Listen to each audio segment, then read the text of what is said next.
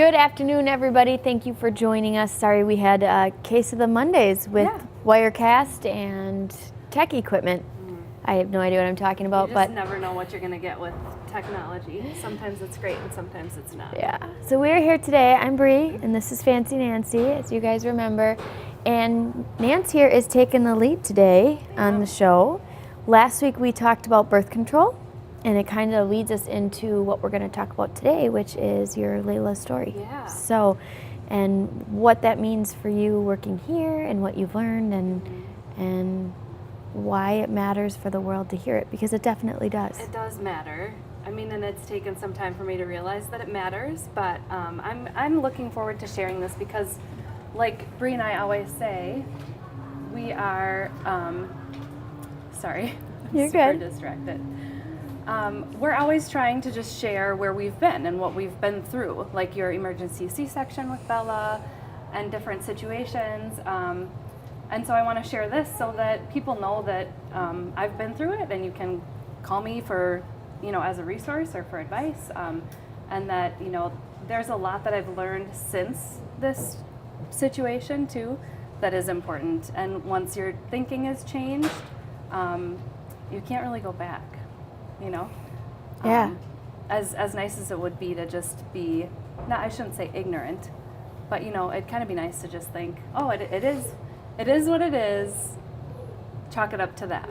But that's not I the think case in the for me. world we live in, it's very easy for people to do that. They Yeah. like to get offended or feel as people are being rude by telling them the truth or the reasonings behind things. Right. We've talked about that with my C-section.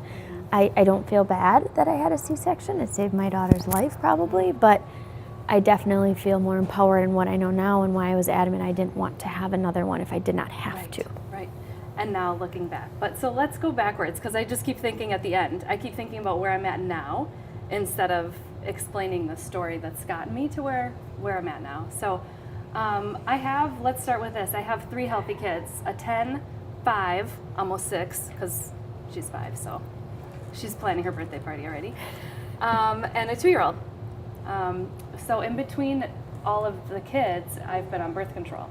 And just because that's what you do. You go on birth control if you're not ready to get pregnant, and then you stop taking birth control when you want to have a kid. So I did that with Kylie, and then after Kylie got pregnant with Layla, which is obviously the story for today. And at Layla's 16-week ultrasound, we found out that she had abnormalities, is what they called it. So we had just moved back to Green Bay, and it was like a big, let's do a gender reveal party and invite people that we haven't seen in so long. And we're really excited to find out the gender because we hadn't with Kylie. Okay. And then, of course, we have this ultrasound, and it's one of these, they're moving the thing around your belly, and the nurse is kind of just not saying anything, and it's super awkward. And then eventually found out that there were abnormalities. We couldn't tell what they were, but then we had some specialty appointments, and in the end it turns out it's called achondrogenesis, and it's an abnormality of the skeleton. So it's a bone issue. It's a skeletal dysplasia where arms and legs are short, chest cavity is too small. And the diagnosis that we received was basically 1/3 of the babies die in the womb, 1/3 are born and then pass away, or 1/3 are stillborn before you can deliver. So that was what we were left with at 16 weeks. So they basically said there was no option. Yeah. I mean they basically said life after gestation. Yeah. Yep. Basically it was this is what you're with. We don't really have any answers. We can't put a name on it. I mean, now we know what it was with that name, achondrogenesis, but at the time, they couldn't really diagnose what it was. It was just short arms and legs and small everything. Okay. So they didn't know that's what it was until Layla was born. Yeah. Okay. Yeah, I mean, they had some ideas, but they didn't really know what it was. So basically every week we would go in and make sure her heart was still beating, because we didn't know if she was going to make it or not, and so we didn't want. I should start over by saying the first question at every single appointment was, do you want to terminate the pregnancy? And we opted not to, just because of our faith. We just didn't believe that it was something that, when I say we, it's always me and Brian, of course. Yeah. Not But us. not us. Yeah. But we didn't feel like it was something that should be our responsibility to decide. We didn't want to take away the opportunity for something to change by terminating the pregnancy. So we went through with it. Every week did a heartbeat appointment to make sure that our heart was still beating, and then every couple weeks we'd have an ultrasound with a specialist to make sure that everything was still good. Brian's biggest concern the entire time was, of course, my health.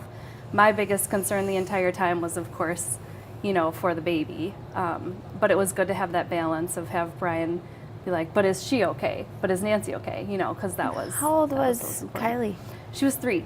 Okay. Yeah, just about 3, I should say, yeah. Because this was in the summer of 2011.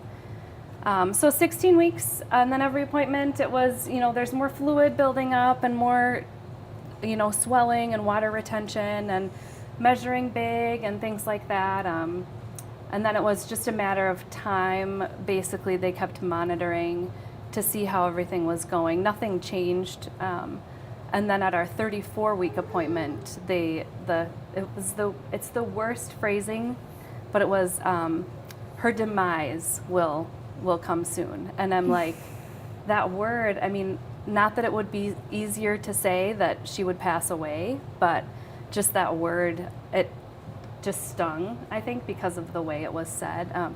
I do remember the NICU appointments only happen after 26 weeks, when they'll put effort into saving the baby, is at 26 weeks.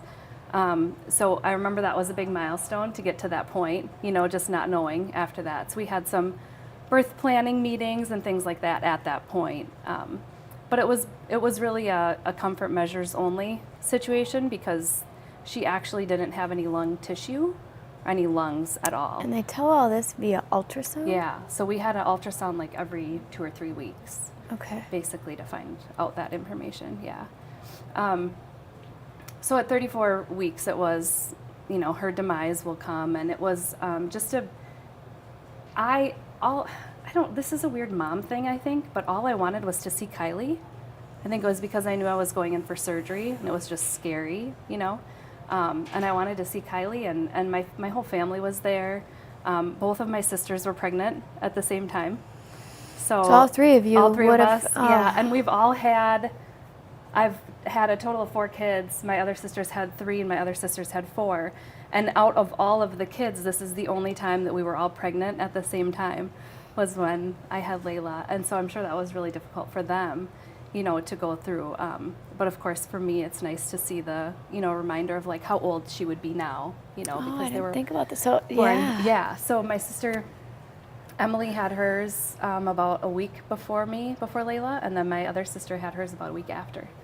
Yeah, so we had all the kids in the winter of 2011. So basically we decided to do a C-section. It was the best way to have her, at the time, with my thinking, was the best way to have her with a heartbeat, which is what our desire was, to be able to have her with a heartbeat. And so we did, and C-section, my whole family was there. I guess I don't have much to say about the actual birth. It was emotional. It was terrible. It was everything you don't want to have to think about. Yeah, with a normal C-section, you're trying to make sure, is baby getting adequate this? Is baby getting this? Are we going to vaccinate? Are we going to do this? Right. Are we going to do all these different things? And that's just none of it. Yeah, I wanted her to have a bath, because we did invite Kylie to come and visit. Just because when you're pregnant, it's pretty obvious you're pregnant. You're having a baby, so everybody sees you. Everybody knows you're having a baby. Kylie knew we were having a baby, so it was just communicating that with her, that we don't think the baby is going to be coming home with us, and we wanted her to come to the hospital to at least see. And even though knowing at her age, maybe she doesn't remember that, but we still have like a picture, so that as she gets older, she can acknowledge that she was there, and that she met Layla, and feel good about it. I'm very glad that we chose to do that. We also had a lot of pictures taken, which was really important. This is the only thing I have. I have some footprints, a little lock of her hair, because she had long hair. I mean, not long hair, it's a baby. But, you know, She had hair, actually. Yeah, she had hair. And that was the thing, you know. I mean, she looked like a normal baby. The arms and the legs. Her arms and legs too? were short. Okay. So she was 4.5 pounds and 10.5 inches. So very, very short, and just like stubs for arms and legs. But yeah, no lungs, nothing. So she had a heartbeat for about an hour. And now I think, did she really have, you know what I mean? They just didn't check it right away, which I'm grateful for, because we all held her and passed her around the room with all of my immediate family. And Ross, I should say, because he was there through everything too. And then when the time came, actually Ross was the one who called the funeral home for us, and the funeral director came and took her away. We did some x-rays. I don't think they ever took any blood, but they did a couple different tests, you know, just so that they could try to do more testing. At the time, the big concern was, is this genetic? You know, can we have another baby? Is this our only chance? You know, not knowing what happened.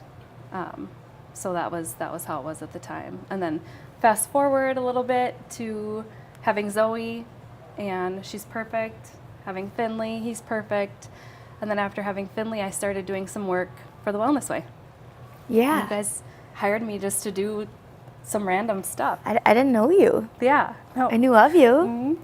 Actually, I didn't know anything about Layla.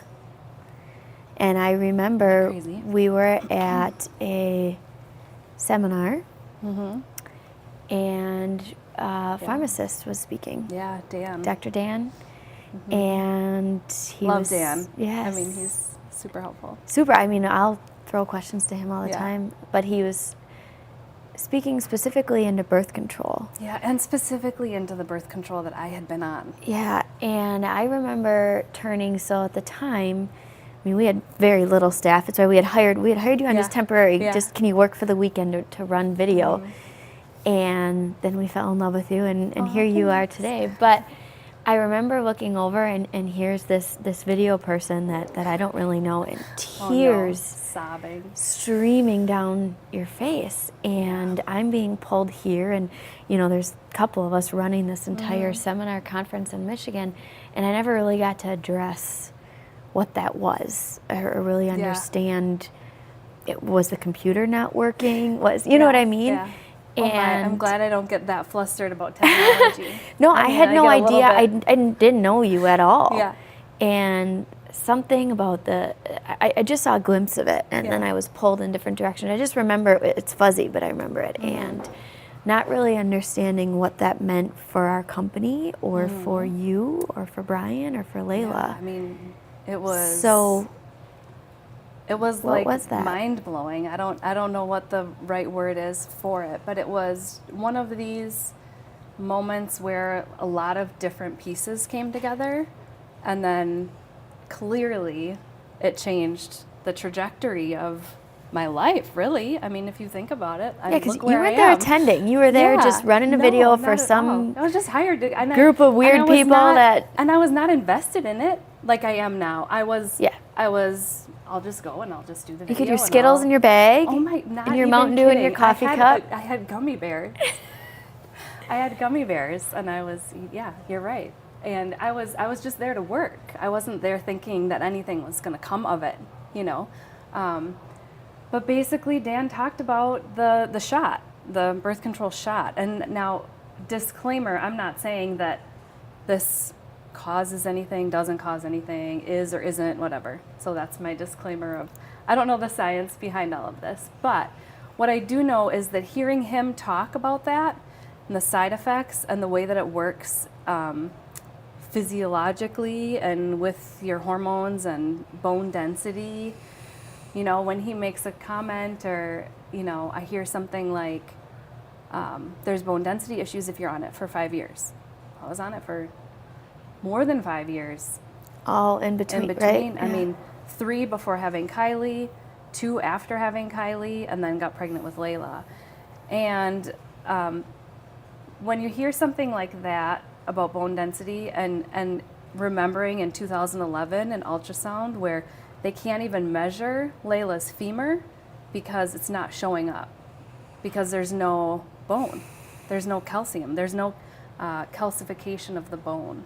So it didn't even show up on the ultrasound. And so when you get that in the back of your mind from years ago, saying, well, she doesn't, the bones just aren't showing up on the ultrasound, to even measure them, and then bone density issues from being on a prescription like that, it just, to me, it clicked.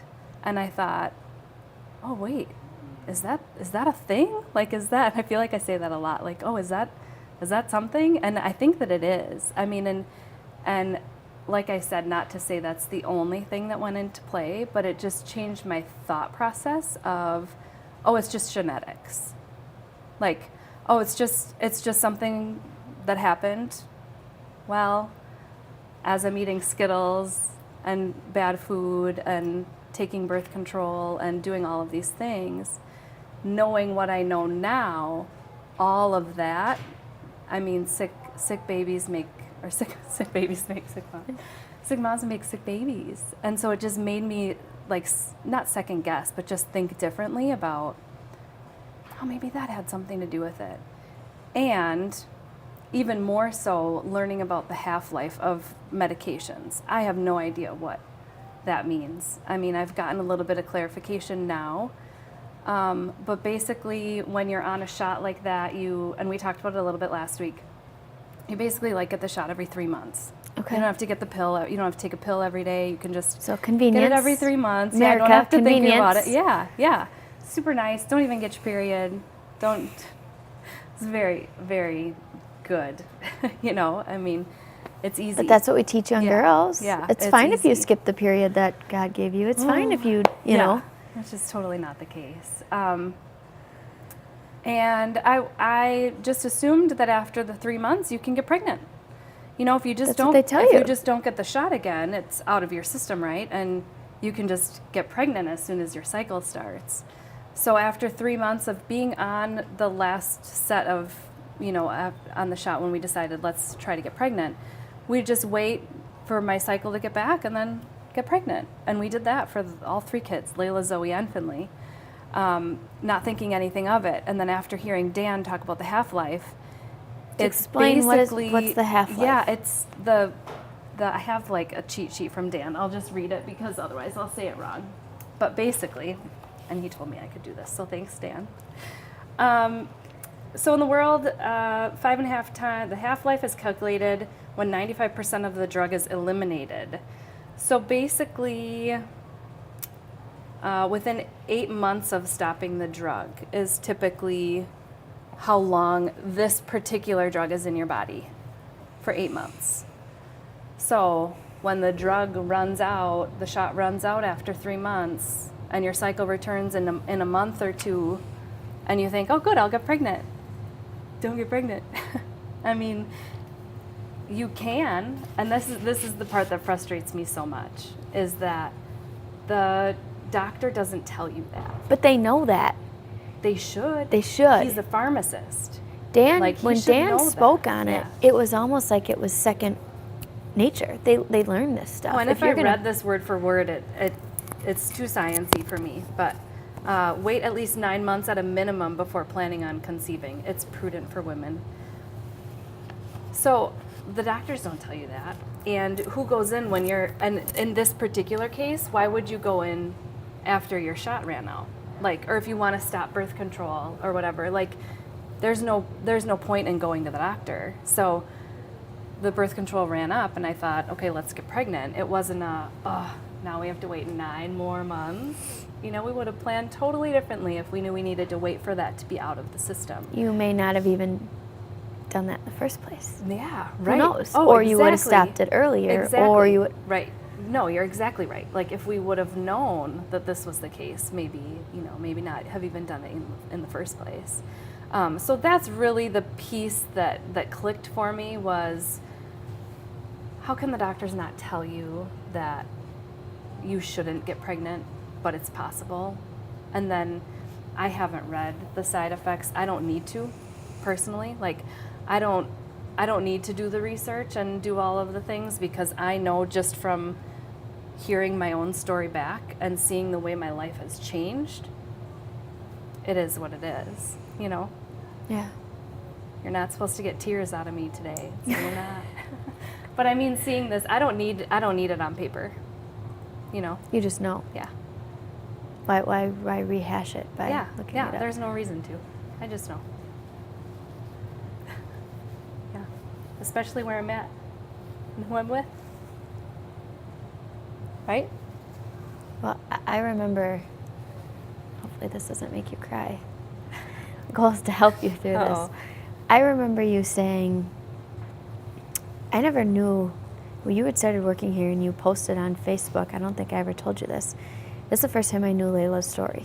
Was when You reposted the blog, on the yearly anniversary of her passing, and I read it, and actually I remember texting Ross and saying, is there something we're supposed to do? Are we supposed to do flowers? Oh, and I was having a really hard time that year. Yeah, and he's like, after. no, I'll take care of it. Like, we're good. And I'm glad that was his response. But I remember you saying to me after that, I don't really have a story.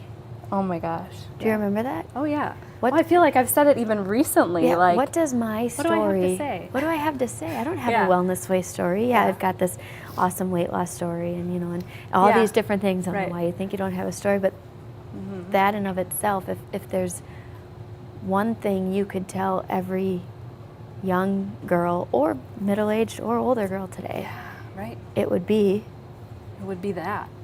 Yeah. I mean, it would be like, take 5 minutes to Google it. You know, I mean, I know I don't want to sound like Doc. I'll sound like Doc. Like, the internet is the best thing. Just Google it. Find out. Ask your doctor. Ask someone. Like, that's what's so nice about technology, is that the information is there. You just have to want to learn it. And hopefully hearing things like this isn't I definitely don't want like oh, poor me. Like, I mean, I appreciate that. when you're but not I living also- this life and I feel horrible because I made the decision to get a shot. No, Just like I talk about, I exactly. feel horrible Right. that I had a C-section. No, you can't Had live 4 there. C-sections. You have to Yeah. move forward from that.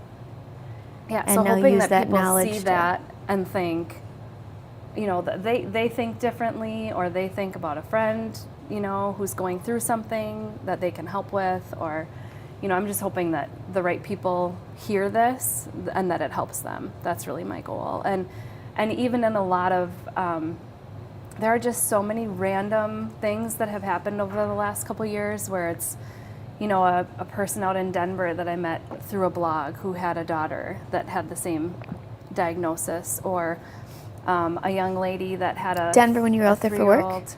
No. No, okay. No, but that would be cool. I mean, I'm sure it'll happen one of these days. But a mom with a 3-year-old that reached out to a friend who was a cousin of a friend of mine, like one of these long paths that suddenly I get a text that says, my girlfriend's cousin is having a baby that's not going to make it, and she has no idea what to say to her 3-year-old, no idea what to do.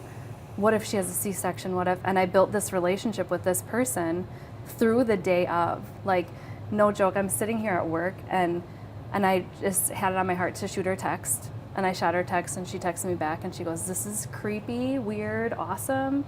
I'm on my way to deliver." She was on her way to the hospital to deliver her baby. Chills. Yeah. And I'm like, even the littlest thing that I can do to help that, even if it's just talk to your daughter, talk to your 3-year-old and tell her, have your 3-year-old there, take pictures, like there's some practical things like that. And then there's also just the space to like not say anything and to say black and white, nothing is worse, I had a friend who lost her spouse, and I said, I can't imagine going through that. And she goes, don't. Right? Like, don't imagine it, because it's awful. I think It's awful. what drives me with this story and how our passions align is that Yeah. this is allowed. Yeah. they know this stuff. It's sad.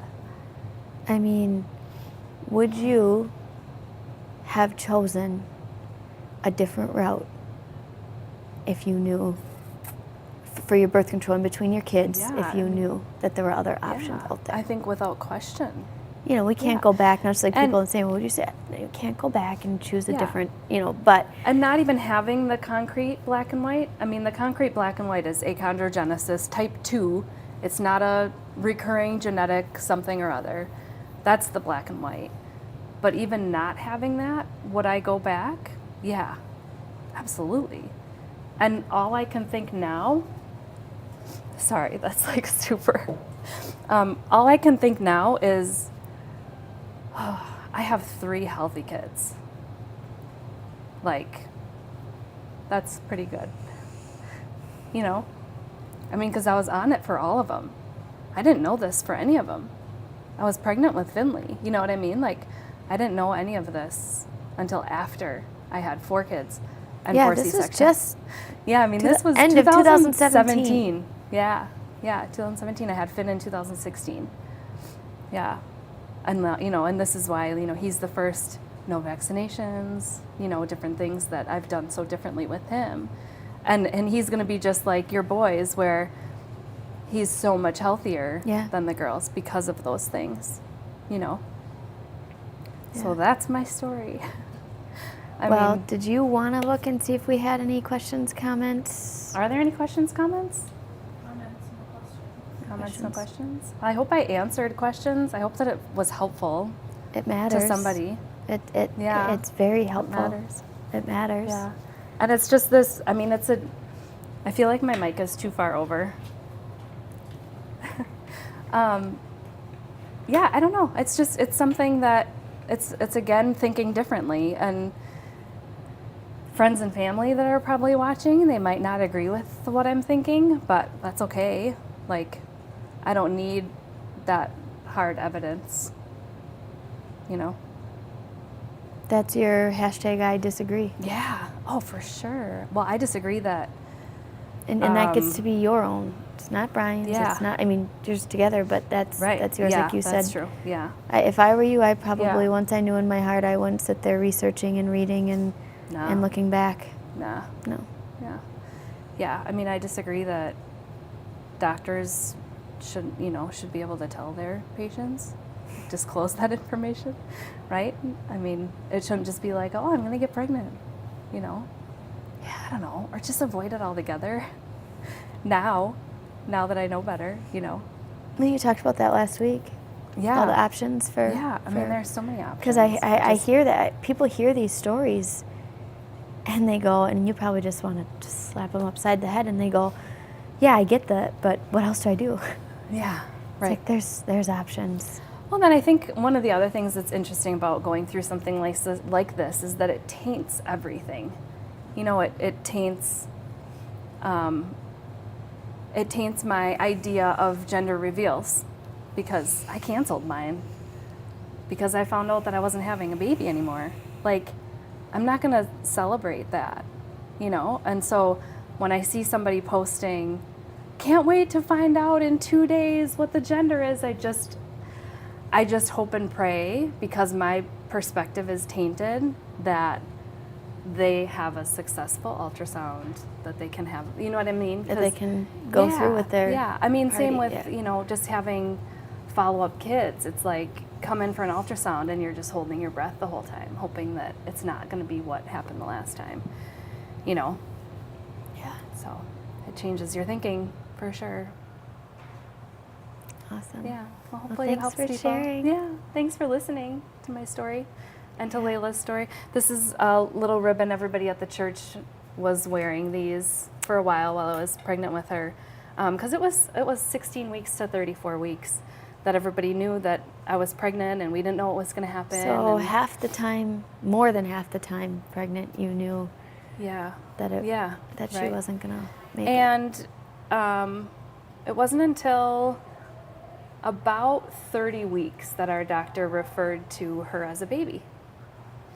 And as does she have a name, and that kind of thing. I remember writing in my blog saying, the doctor called it a baby and said, and so things like that, like to have my church people and my family wearing these meant a lot because it recognized, that they know that it's a baby, Yeah. because it's still. So if you had one piece of advice, if somebody is watching, going through something like this, or a friend and family, what would that be? Oh my gosh. I feel like this is something that I've had asked before of like, what can I do for this person, or what can I say? I would say talk about it and bring up, and now I'm optimistic. I'm positive, and I have like undeniable faith in everything. And so I'm somebody who, like, I like talking about Layla. I like saying her name. I like remembering her. I like when people say something about a memory from the time or any kind of connection to that. I like that. And so that's what I would say is if you know someone who's lost a baby, or even miscarriages, I mean, that's a whole other show to talk about, like how to go through something like that. But I would say to talk about it, because that's something that I appreciate, that people remember that. Now, you don't have to feel bad about not getting me flowers or anything. It's Ross's fault. Typical. Blame it on him. But really, I mean, that's what I would say is that, don't be afraid to say something about it, because like it happened, It's good advice. Yeah, that's what I'd say. Say the name if they named the baby, because you can't post a picture of her, or all of the things that you lose out on is all of that time that you don't get to talk about her. So anytime that you can feels more like, oh my goodness, I really did, like I had a baby, she took a bath and she wore a dress, like that stuff matters. It mattered then, and it still matters now. That's what I'd say. Awesome. Well, thanks, Cool. Nance. Yeah. This is parts of the story that I didn't even know yet. Yeah. Yeah, So probably. awesome. Cool. Well, thank you everybody What's for next watching. week? Something not sad. I hope What this is wasn't next like super week? depressing. Did we figure out next week yet? Okay, the gesture that Brianna is doing is not good, but it's milk supply. Okay. So you can imagine what the gesture was. Alrighty. But that's the topic, because I Perfect. think that's the one we missed, right? We did Yeah. breakfast ideas because we were at home. Mhm. So Because this winter's been miserable. here in Wisconsin. Yes. Yes. Cool. So milk awesome. supply, So yes. next week talking about that. Sounds good. And thank you again, Yeah, Nance. For and I mean, sharing send your us story. send me messages. Like, I am legitimately like an open book. Really? Yeah, I mean, surprise. I'm not. But really, I'm open to like answering questions or suggestions or telling more or not. Awesome. Cool. I'm here. Well, Yeah. thank you. Cool, you're welcome. Thank you, everybody. And we will see you next week.